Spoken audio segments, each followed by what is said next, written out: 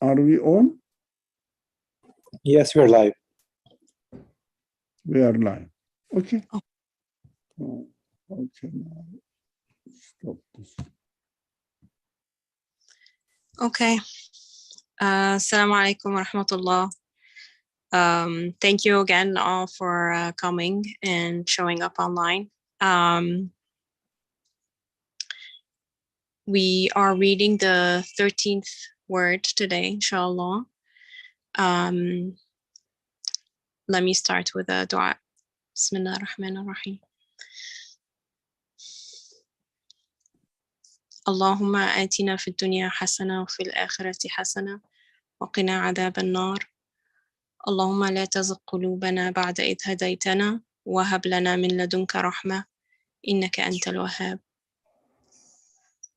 Allahumma salli wa sallim ala Muhammad. Bismillah ar-Rahman ar-Rahim. Okay, so for today, I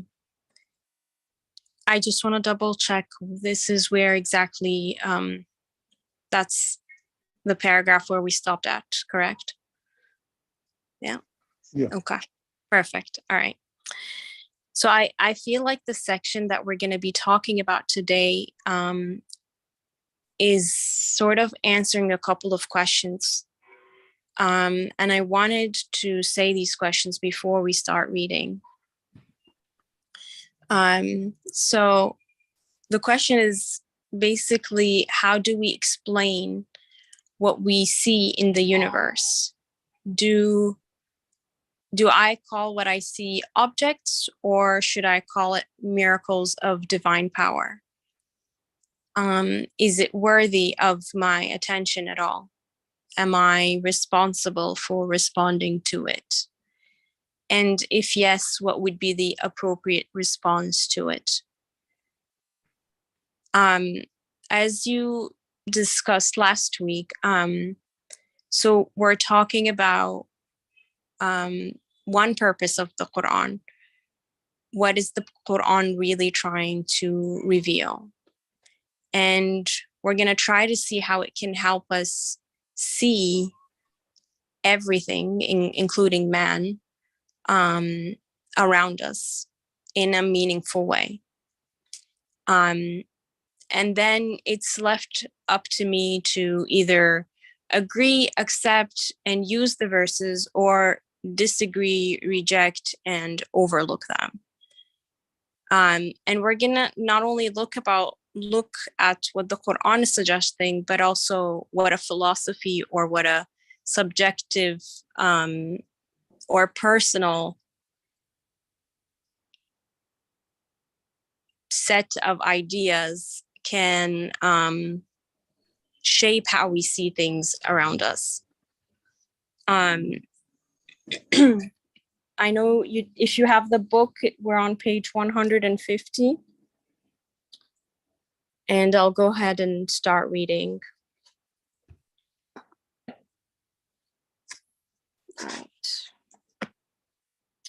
With its acute expositions, the Quran of miraculous exposition rends, which means tear down, the veil of familiarity and the habitual cast over all the beings in the universe, which are known as ordinary things, but are all extraordinary and miracles of divine power, and reveals those astonishing wonders to conscious beings.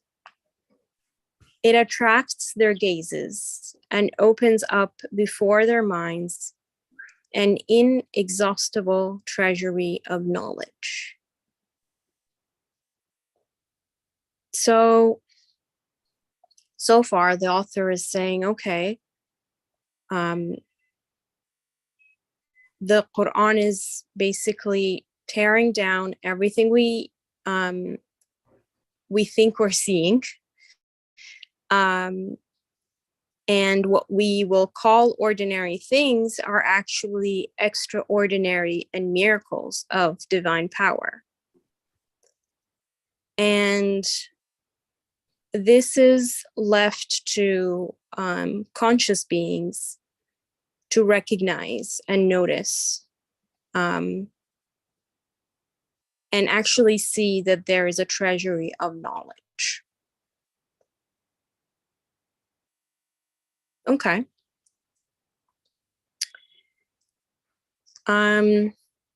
Any comments or questions here?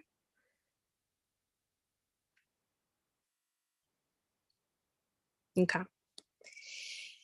The next paragraph says, And, well, excuse me. yeah. I am the host, so I could not really raise my hand. I am sorry. Right. Yeah, right. That's okay. Go ahead. I will just unmute myself and you will understand. These are wonderful questions. Of course, the first paragraph in your question is my concern. Everybody say, it is my concern. We shouldn't take it for granted that, of course, the universe has a creator and I believe in him, and I can just confirm it by looking at the universe. It is wonderful existence tells me that it is correct. But in order to answer the last question you have, am I responsible for responding to it? It was a beautiful question. If yes, what is the appropriate response to it? Really, in order to appreciate this question and have a right answer to it, one has to first question his own existence, his own purpose. Why am I here? Even God created me. Why am I created? These questions must be asked from the beginning for myself, and then extend it to the universe and say that, why does the universe exist? And is it, can I really explain its existence in a simple way, saying that these are just things out there, that is how it is, and my existence also goes along with it as that's what I am, how I am, that's it. Why should I respond to it? How can I respond to my existence? Because my existence is different from me. My body is different from me. My feelings are different from me. These are the elements of my existence, but I have consciousness of the existence of these elements in my life. Whoever I am, which is called the spirit, human conscious, even we can call it self-conscious human beings. That is how we are wonderfully created in this way. So why am I aware of my own existence? Who made me in this way, or am I just accidentally to be in this way? When I question myself, really it bothers me a lot, because usually we don't think of our existence so that we don't question it. What is it good for? How am I going to respond to my existence? Because it seems to be I am different from, as if my identity, my personality is different from my material being. For example, I say, these are my hands, these are my feelings, this is my brain, this is how I remember, this is how I act. So people keep saying human beings, the spiritual side of human beings or feelings side of human beings, apart from the body, they say you are nothing but your brain. Okay, my brain tells me, for example, Now it is cold. Turn the heater on. That is what I am. This is very interesting.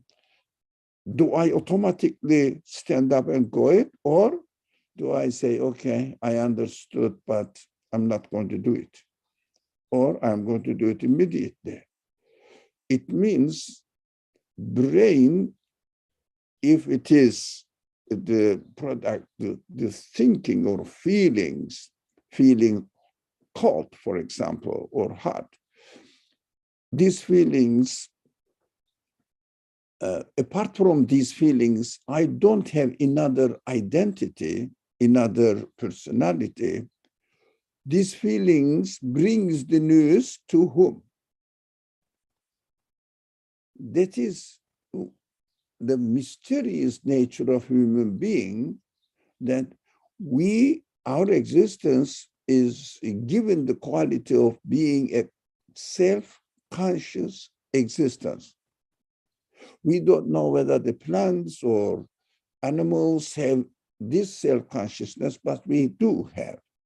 So I say, although I feel like to do this, my brain says, okay, you are hungry, go and eat. I say, no, I'm fasting, I'm not going to eat.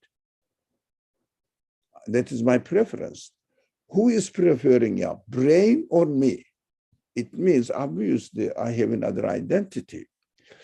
So this wonderful existence of myself tells me that I have to question my own existence. And in extension, I have to question the existence of the universe. How do I respond it?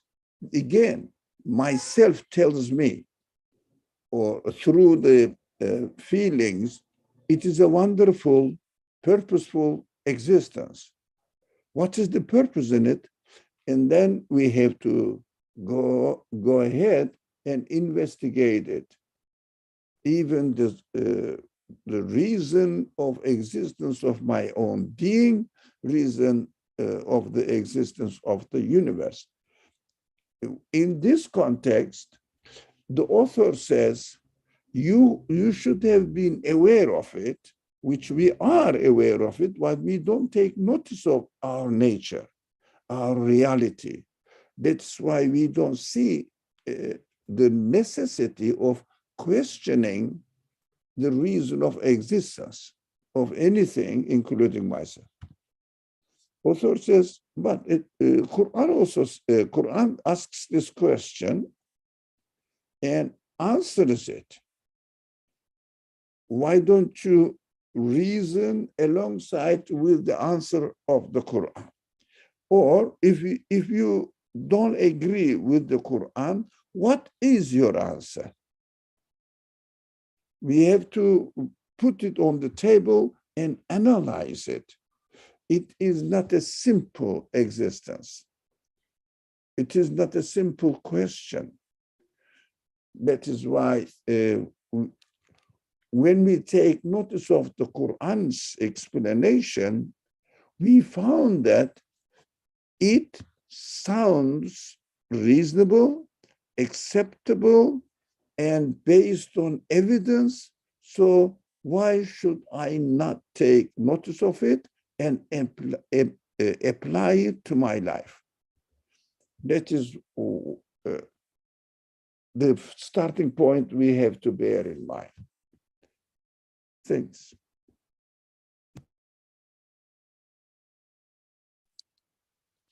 Thank you. I feel like it's the way I understood what you're saying is that as if I start questioning the existence of things but not myself, then or not my existence, then I might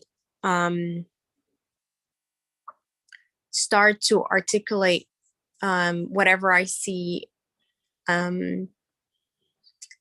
sort of in an objective way. Like I feel like, okay, if I start examining whatever I see in existence, then and not my existence, then I will be examining things as objects, not their relationship to me, not how I feel about them, not how I think and how I see them. Instead, I'll focus on how they are separate from me. That's, I don't know. Is that what you were? Is this what you were trying to explain, or no? Simply, I should feel the need to communicate with my own existence and the existence of the universe. This point, I keep repeating it, I'm aware of it. This self-consciousness, human self-consciousness, is extremely important and always attracts my attention. Simply put it, I am aware that I am aware of my existence. I am aware of my questions. I am aware of the answers, whether it is acceptable, satisfactory, or not. I am aware of it. This is amazing. Why I was created, I was given an existence in this way. First, is it possible that I can explain it by reducing its source as to be the universe? Is it acceptable to myself? Can I be the product of the universe itself, by itself? Universe can be the product of its own self. It is obvious when you approach the subject from this perspective, without having any bias understanding, whether believe or not, doesn't matter. Whether you believe in God or you don't believe in God, doesn't matter in this respect. Without taking this attitude, you cannot get the right answer. You cannot really look at the Quranic explanation as something just to the point. You cannot see it. But, I mean, we may accept the Quran, of course we do, as a member of a certain community, but Muslim community, but we don't really benefit from it much as far as our essential questions are concerned. Essential matters. We always ignore them and deviate, or not, yes, deviate the purpose of my existence and start living in this world for just satisfying my own material bodily needs.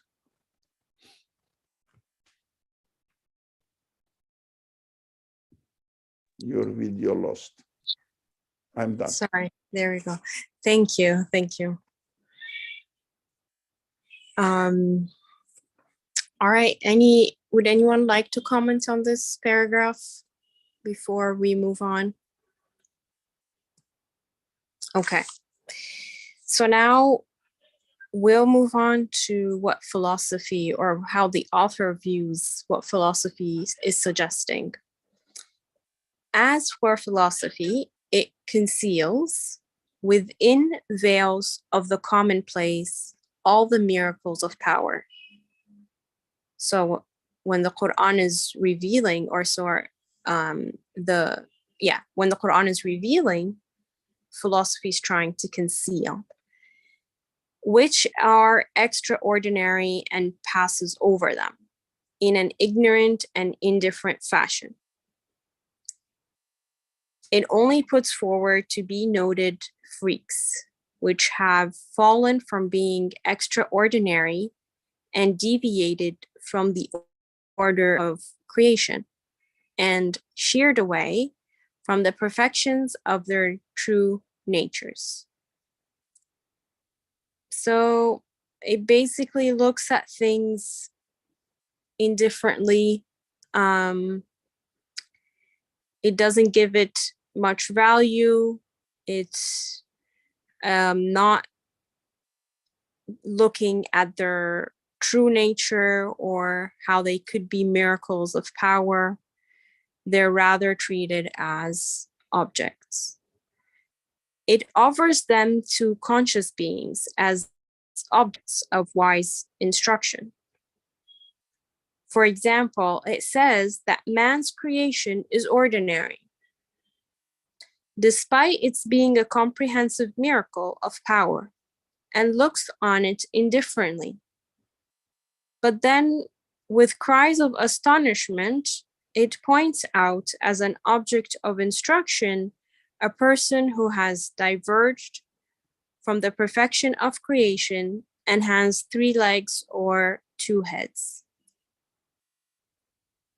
Okay, so basically, it's as if the author is saying, well, philosophy doesn't see much value in the creation of man, and it explains things as ordinary, and it's really like indifferent towards the things or towards creation, basically. Okay, anything to be said here?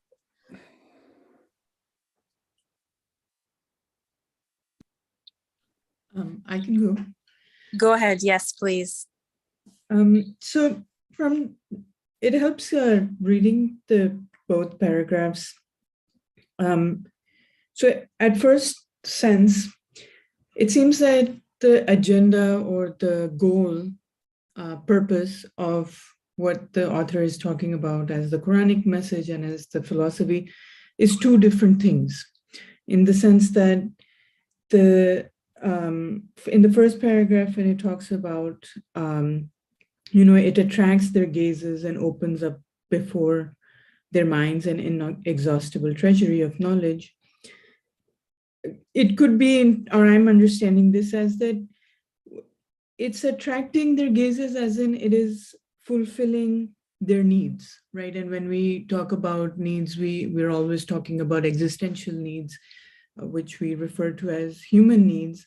And so that's what this one option is attracting and answering to.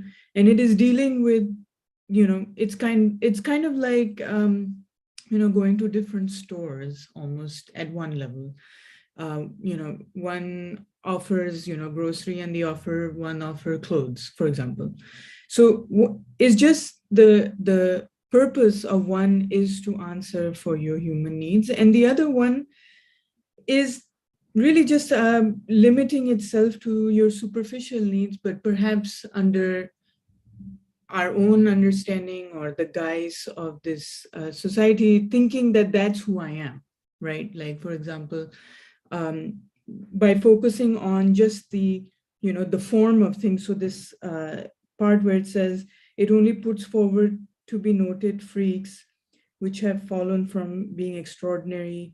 This part, and then this idea of the diverge from perfection of creation and has 3 legs or 2 heads or something. So basically, it is just fascinated by, one approach is only fascinated by how things are appearing in form, in their physical appearance. And if something is out of the ordinary, they're like, oh my God, this is so fascinating and so interesting. Instead of saying, what is actually extraordinary about the human experience is not, that it looks towards how things appear on the outside, but rather what does the human being comprise of as a being, which is its awareness, its consciousness. That's what attracts a human being to another, to an experience of other objects. On a separate note, it also reminded me a little bit about like, we often come across this idea of people being very obsessed with finding forms of life on other planets, especially. So it's interesting that, how sometimes, or people in my experience have justified as if like finding other forms of life will explain to them how interesting this universe is, or that we'll find out something more about us by finding out something on other planets. But they never consider the fact that looking at yourself as a human being is evidence enough, or a miracle, or extraordinary enough, that you don't need to go seek out things that look in their physical appearance very different to be astonished, to be amazed, to be mesmerized. At the same time, it does not really fulfill anything a human being is looking for in terms of its existential needs.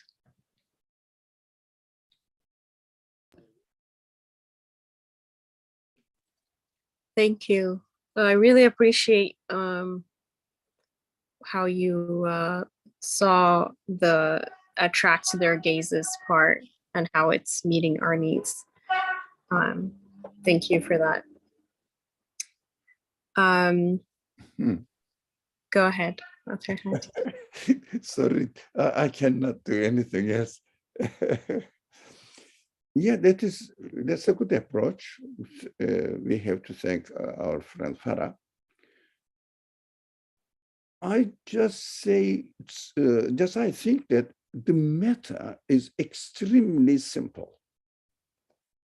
The problem is extremely simple. What do I mean by it? Because, for example, take the medical studies. What do they study? Diseases. Okay, what's wrong with it? How it goes wrong? What was the reason? What is they are exploring? I'm not saying this is wrong, but what I noticed the lacking, people don't study neither medicine or medical studies or any other branch of sciences nowadays, the creation itself, the beings out there. Why do they not study human beings, how they are healthy? How come all the body works, but it developed by itself? How come? They don't study that. They take it for granted as if, oh, it is as it is. Universe is as it is. But we wonder how it is developing or improving, or another word nowadays used very frequently, the life on Earth is evolving. But the source of existence of neither the universe nor life is really explored, because they say it must have a beginning, but we don't know the reason behind it, or beyond the beginning and before the beginning. But we have to investigate how it is developing so that we can benefit from it. But philosophically thinking, it means not necessarily physically how the universe is developing. Philosophically, what I mean by it, intellectually try to understand that how this development is happening. What I see, again, interesting, they are wondering black holes, for example, what it is, etc., to investigate so that they will analyze it according to their claim, analyze it, they will understand what is going on in that kind of existence, in the form of black hole. What is happening when the universe goes into, or some part of the universe goes into the black hole? It seems to be the whole universe at the end will go into the black hole. They are speculating on it, but not necessarily that they will, the people's minds will be occupied with. Now, let's talk about this ordinary existence, as we call it, ordinary existence. There is nothing surprising, because it is as it is. The order of the universe as it is. existence of the universe as it is. As it is. This is how it is. Why do you wonder? This is how the universe is, as it is. That's why I say it is extremely simple. It seems to be simple. The problem is when they say this is how the things happen, what do they mean? How? How do things happen? That is how it is. Why they go into into the investigation of if there is another life somewhere else, to try to understand the living conditions. If the living conditions are okay, do you think the human beings or any living being can evolve by itself? Okay, the universe is in this universe or this world, this life on earth is out there. Investigate the source of existence of life itself. Just accidentally happened. Prove it, they cannot prove it. That's why we have to ask the question, how come that the universe exists? Why this kind of attitude is very prevalent in the world? That's my very serious concern. Very serious concern. Why this idea or this approach is invading everywhere rather than the opposite or the counter attitude or explanation of the universe is ignored? This is my serious question. I see it very simple. The answer is very simple, because when they take that attitude and explain away the existence of the universe, existence of life and human qualities, existence of everything, they, first of all, distract people's attention to human discoveries without letting them know the source of existence of these discoveries. We found it. They said, we found it. And presented to humanity, and humanity loves it because it helps their life. For example, I don't question when I am healthy. I don't question my existence when I am healthy. When I am disturbed with a disease or any kind of illness, it is my real concern now. This is the weakness of human beings. They are exploiting this weakness. Another reason I understand the counter explanation of the existence of the universe is presented to mankind as the materialist way of thinking, as it is described here, philosophy. As the philosophy presents, it means philosophy, human endeavor to explain the universe, not the existence of it, but how it works by itself. These people, we call it materialist philosophers. The materialist philosophers accept the universe as it is, how it is, this is natural, etc. The counter presentation represented by revelation in the name of title of religion, and the religious representatives of the religious people speak as exactly what the materialist philosophers say, claim. How?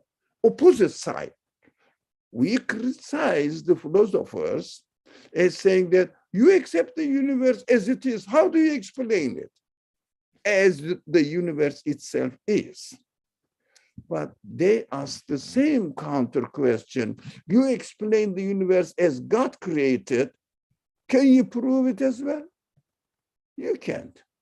Why you can't? Because you accept the concept of God first and then explain the universe away with attributing it to God. God did it in this way. God does in this way. This is what most of the Christian Jews are not concerned very much about it. And Muslim thinkers speak to the general public. So general public finds the answer of the materialist philosophers in practical terms useful. I go to hospital and I receive treatment. Useful. It was my problem, although my health was not problem for me. I'm not aware of the second part. And if I use the technology, it works. It facilitates. What is religion bringing to me? Look at now. Questioning at the same level, at the same status. I believe even, okay, let's assume that what the religion claims, what any religion claims, that universe is created by God. So, okay, I accepted it. Okay, what changes in my life? This is an interesting question. I feel the prevalence of the materialist philosophy, it really takes the advantage of lacking confident presentation, or a presentation of the religion. We call it Quranic because the other religions don't have really a substantial answer to it. The Quranic explanation, not following the Quranic way of arguing and presenting the evidence, but accepting it and then using the terminology by attributing it to the Quranic claim itself. So it doesn't satisfy the people, whereas materialist philosophy, or nowadays it's the scientist philosophers, whatever the scientist philosophers present to humanity, they find it practically useful. When the religious people present to the humanity, it sounds burdensome. You have to consider and take control of your life, put it into a limited frame. You are losing your freedom. Which kind of benefit you are expecting from it? It is a burdensome thing. But we don't explain, as this author does. That's why I love this author. We don't explain what, just simply saying that universe is, or universe needs to be given existence. Starting from there, that's what the Quran starts. Universe needs to be given existence. Why? It cannot give existence to itself, whether it is a ordinary way or extraordinary way. Means it, as the example says, for example, a man, 3 legs. A baby is born with 3 legs. Well, it is according to our accustomed way of understanding of the universe, is it is existing in an extraordinary way. Ordinary way is ordinary. Ordinary means what? Nothing really important to take notice of.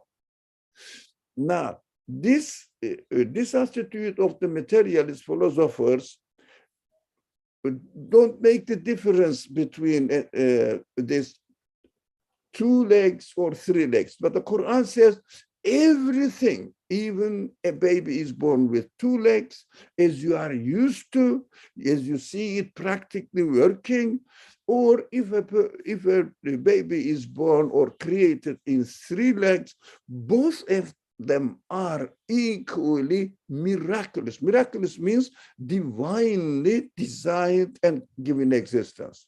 It means there must be an external creator who is operating over the universe, giving existence to it, putting into an order, according to his capacity or within his capacity, which must be infinite.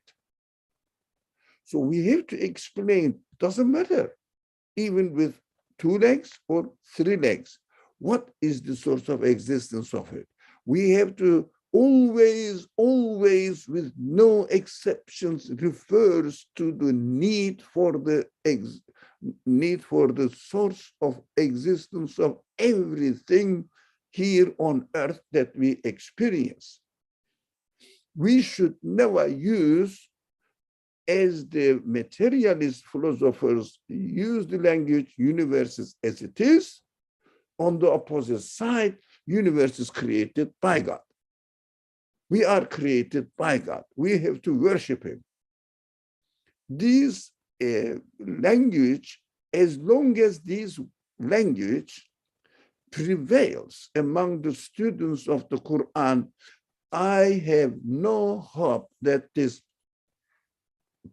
materialist philosophy will invade all the universe, that there will be an obstacle in this invasion, or there will be a counter, if you like, answer to their claim, as long as we don't change our language.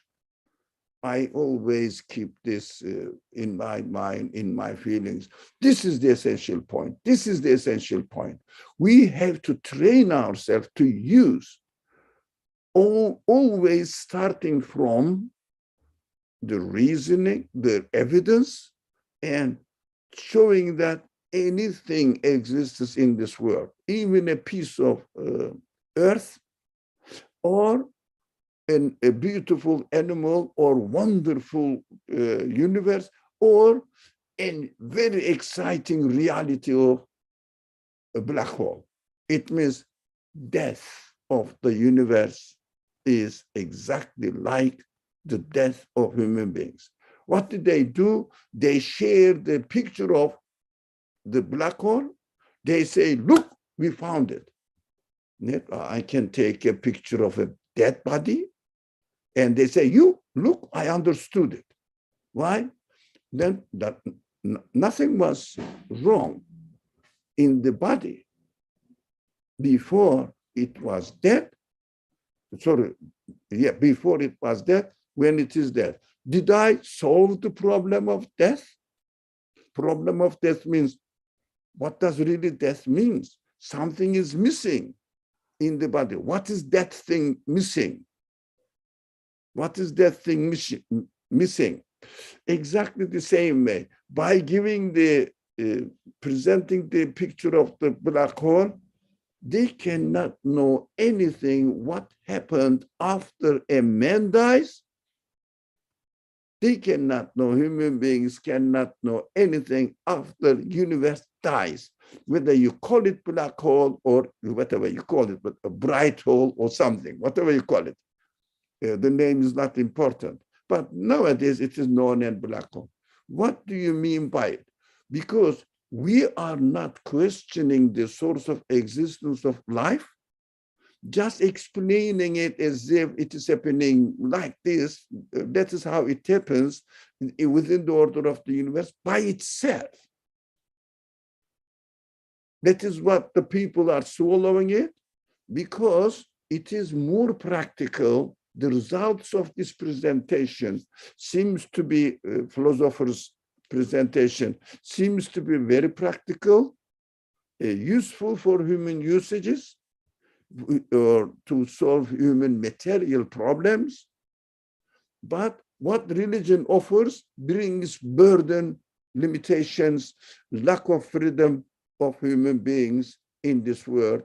So what I have to do, according to religion, you have to submit yourself to God and devote yourself. What do they understand from it? As if I am going to deprive myself of my freedom, as if I am going to deprive of my enjoyment, worldly enjoyment. I have to sacrifice myself for the sake of something I'm not really aware of what it is.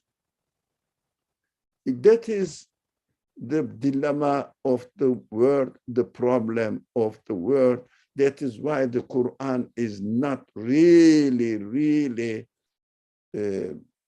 affects people's life, only with some exceptional cases who are going some sort of crisis, human crisis, psychological crisis, because of the human consciousness asks, what is the problem? What is the problem with me? Why am I satisfied with the world? Why I cannot get what I want, etc., etc. How can I guarantee my future? How can I fulfill my expectations and feelings, satisfied feelings, etc.? How can I stop my jealousy, comparing myself with the better ones, and then stop it? And we say, okay, you can do that only by what? Look at the people down you. Meaningless life, but I have to just cheat myself by looking at the poorer people and explain it away. No, the source of existence of my status is the problem. That's why when young people, get into the age of adulthood, they are under the influence of many unlimited ambitions. They see that, they have to work very hard, years and years and years. After 30 years of hard working, they will have a house and settle down, but it is time to get ready for death. What is the point? When these people have the Quran in their hand, and start what this book says for any means. What does this book say? And then they found it interesting. The way the Quran explains. It means because they are reading the Quran in an investigative manner, questioning manner. What are you telling me? What are you telling me? But the people like me who are religious, I don't read the Quran as what is it, what it tells me. I read the Quran, which information it gives me, which responsibilities it loads on my shoulder. If you look at the commentaries on the Quran, full of this, rather than really opening up the way how to reason about the source of existence of anything, ordinary or extraordinary, doesn't matter, day or night, life or death. What is the source of existence of life? What is the source of existence of death? And is there any, or can there be any purpose in it? Without having any prejudice, biased attitude, and using unbiased language, always free language, questioning language, challenging language, then we can benefit from the Quran. That is why I understood and I experienced. Sorry, I spoke long, but in order to understand the value of this kind of analysis that the author presents to us, we have to be aware of the severity of the problem of the world and our responsibility. Why we are responsible for the spread of atheistic ideologies, and I find myself very, very guilty. Thank you.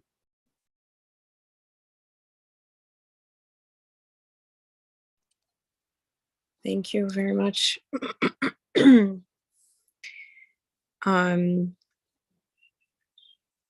Before I move on, does anybody want to add or ask a question? Okay. So going on, and for example, it considers ordinary the regular sustenance of infants and young, bestowed from the treasury of mercy, which is a most delicate and general miracle of mercy, and draws a veil of ingratitude over it, whereas on spotting an insect under the sea, which is an exception from the general order and is alone and isolated from its fellows, being fed with green seaweed, it wants to make the fishermen weep for it because of the divine favor and munificence manifested on it. I think this was just a continuation of how philosophy does not consider what could be a miracle and what could be extraordinary, and just calls it ordinary. And then when it finds something out of the order, it then gives it more attention and then calls it something exceptional. So see the wealth and riches of the Holy Quran in regard to knowledge, wisdom, and knowledge of God, and the poverty and bankruptcy of philosophy regarding learning, instruction, and knowledge of the Maker. See them and take a lesson.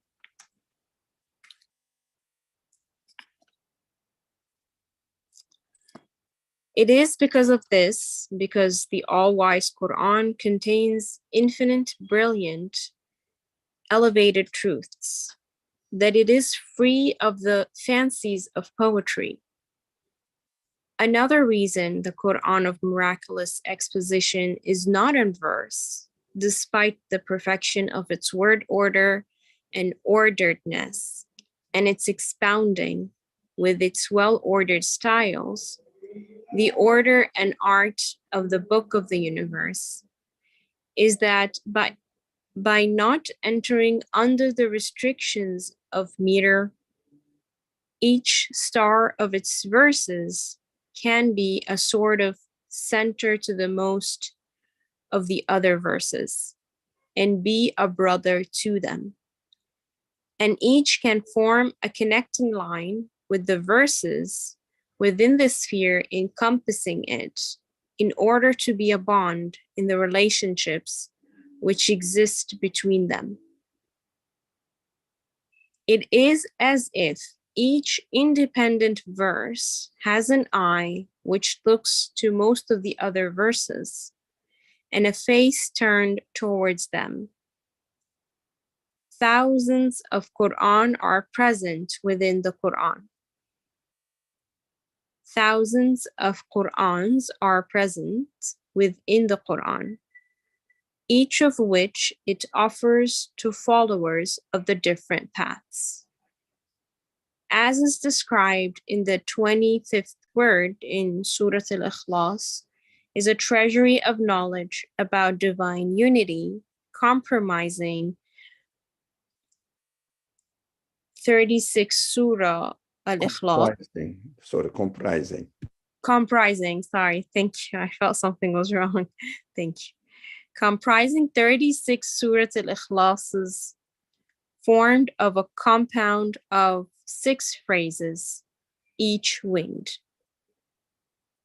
Indeed, like with the stars in the sky, which are apparently without order, each is unrestricted, and as a sort of center extends a line of connection to all the stars in the area surrounding it, indicating a hidden relation between beings. It is as if, like the stars of verses, each single star has an eye which looks to all stars and a face which is turned to them. See then the perfect order within the apparent lack of order and take a lesson. I'll stop here.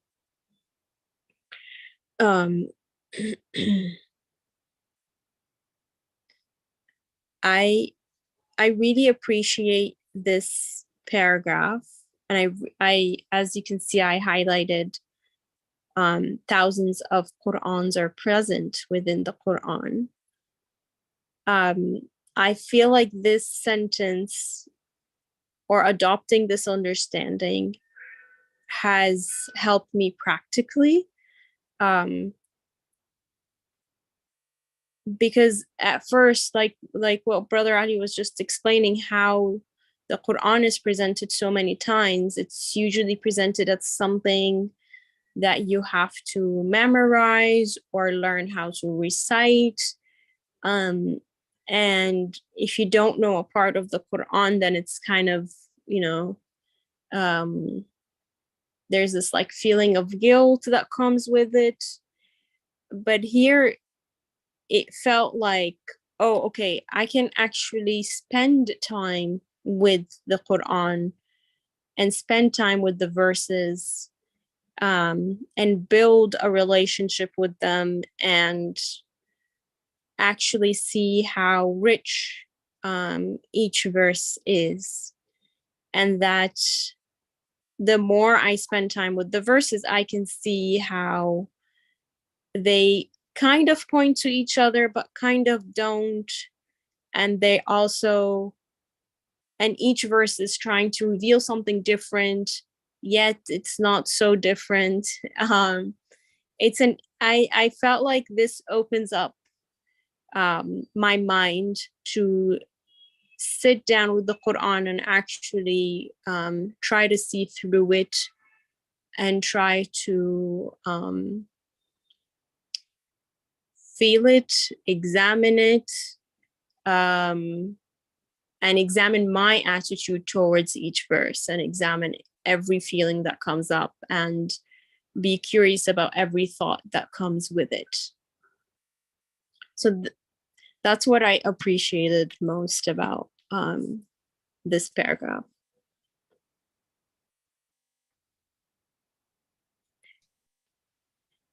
Any reflections here or any questions?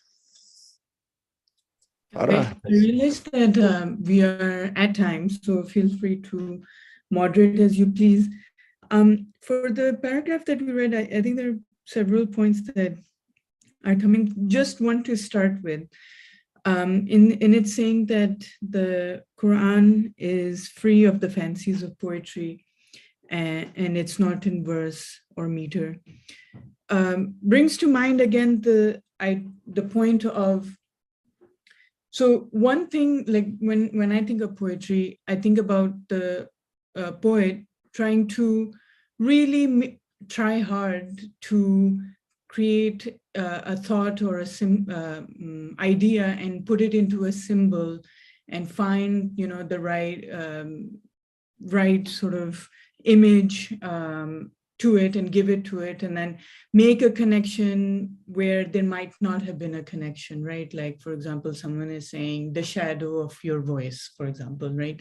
We don't sort of make that connection, but the poet is doing that in order to convey something. And the connection only exists on a language basis, but not one in reality, right? So it's only a literary technique, but nothing grounded in reality.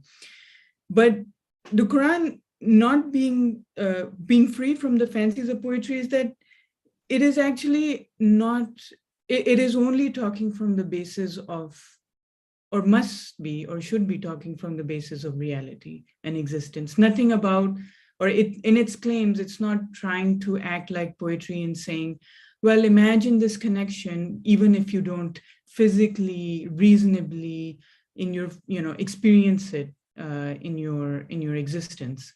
And so it is one that, and so when the author says that, in its word order, well-ordered styles, the order and the art of the book, and that you can pick a word from anywhere and it can become the center, in the sense that in each, and we talked about it in the previous section, that you can pick a word from anywhere in this, let's say, book, and know that it is essential in the purpose that it occupies in that position. And that, like we were saying, I guess, just before, that the ordinary and the extraordinary are equally miraculous. So in poetry, maybe a word is coming in a place because it has to fit the meter, right? Whereas in the Quran, the word or the, something in existence is not coming there to, artificially fitting into, made to fit artificially, but rather it represents or confirms, like the atom confirms the same principles as the sun. Example. So that's just a beginning thought. If we have time next week in the beginning, I just would like to clarify some questions from the paragraph you read about the sustenance of infants and the example of the green seaweed and the fishermen. But for next week, that's fine. Ne yapacağız şimdi ya? Bunda mı kıralım? Sure. Brother Ali, did you want to say something? No? Okay, Yeah, sure. we need to pay attention to the similarities between how to read the Quran, how to read the universe. See, every single piece of the universe is directly related to anything else in the universe, and also every single word should be read. The Quran says, if you read it in this way, you will find it very useful. Every single word should be read within the context of the whole teachings of the Quran by connecting it. But unfortunately, this is not the common way of reading the Quran. Some people do to a certain extent, of course, but what is common in the world now, the duty of the Muslims who affiliate themselves with the Quran to teach how to read the Quran, to teach their children, young generation, how to read the Quran. That's it. And even somebody wants to go further, they emphasize on how to memorize it, how to make the tajweed of it, beautiful recitation, beautify it with the voice, etc. These are not bad, but all the essential responsibility of the students of the Quran is neglected. Why? We don't study the Quran. We just narrate it. We don't study. We don't see the Quran's interconnectedness alongside with the universe's connected within itself, and see the parallel in between, so that the one who created the universe must be speaking in the Quran, and the one who presented this Quran revelation must be the creator of the universe. This intertwinedness or this interconnection should not be neglected in order to understand the Quran. And also there will be another, it is not the subject, human feelings also the third element. They must be all combined together while we are trying to understand the universe, understand the Quran at the same time, and then speak afterwards in the name of the Quran or as a follower of the Quran. If we don't make this interconnectedness, then our way of looking at Islamic activities or Muslim activities are boiled to how to teach young generation how to read the Quran and build masjid, etc. But the content of the Quran is mostly reduced to what to do, what not to do, to avoid from. That is the general attitude. We shouldn't really ignore that, but at the same time, we should concentrate on what is neglected. How to read the Quran in order to understand its essential message alongside with the essential message of the creation of the universe, both of them together. Thank you.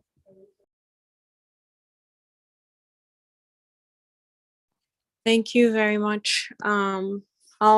I see a note or a question in the chat box. I'd like to suggest that that's where we start off from next week. So I know, Farah, you want to discuss the last paragraph on page 150. And there's a question on what does the Qur'an's within the Qur'an means. So maybe we can start from there next week, inshallah. And thank you. As a heads up for this beautiful question, we can just get our mind ready, as you said, for the next week. We have to learn how to read in each creation and see the qualities of its creator as needed to be able to create the universe. It means see the whole universe in each existence of an animal, for example, or in existence of yourself, for example. Exactly the same way, each word of the Quran must be studied in connection with the rest of the word. For example, what we do, we study commands of the Quran. We don't contextualize it because we don't see each verse which even says, give zakat, for example, pray, for example. What is the legitimacy of understanding of this word within the context of the whole Quran? See the Quran in this word. This is how we should read the Quran. This is a suggestion. We should try and see, but takes time. Of course, we have to learn. That's why we are here. Thank you.